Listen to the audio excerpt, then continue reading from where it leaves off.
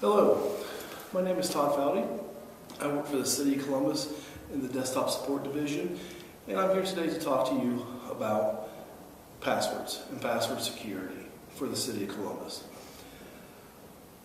What is a strong password? Well, one thing that we don't want to see is someone put a very basic password, a first name, a caller, a number, or in some cases no password at all.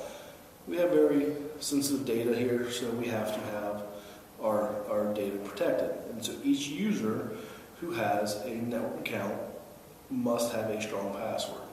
Well, what is a strong password? According to PC Magazine, a strong password is a password that is hard to detect by humans and by the computer. Therefore, a hacker can't use a program to guess your password. So some policies that we use here at the city is you have to have at least 8 characters. There has to be at least one upper and one lowercase letter. At least one special character and or number. It cannot contain any part of your employee name. So whatever name you give, your legal first and last name cannot be part of the password. And you cannot use the previous 10 passwords. And our password policy makes the users reset them every 90 days. So some examples, well, what's a special character? Special characters are all your, if you look on the number keys across the top, you do your shifts, pound sign, your question mark, the @ symbol, exclamation, $, period, comma, that kind of stuff.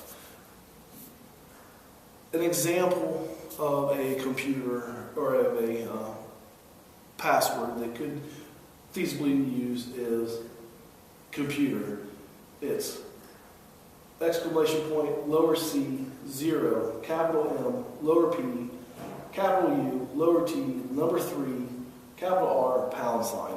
That would fit our company policy for a strong password. Now, according to Mark Burnett in the book called Perfect Password, one thing that he recommends is to build like a password phrase. And one of the examples he gives is to, for example, use it as an email address. So you're at password.com. One of the examples that he gave was the name Kermit, the phrase the Muppets, and he came up with Kermit@themuppets.org. I do not recommend using this example as in that particular, but you can see where he's going with it. The one thing that you don't want to do is it needs to be so where it needs to be strong. You need to be able to, so people can't guess it. But you can't make it so difficult that you have to write it down. Some of the things that I see personally is I go to a user's desk and they're not there, need to get their password. I lift their keyboard up, oh look, there's their password for the last 6 times. That's one thing you don't want to do. My father keeps his passwords in a book, and I make him change them every time I see it, just because he doesn't.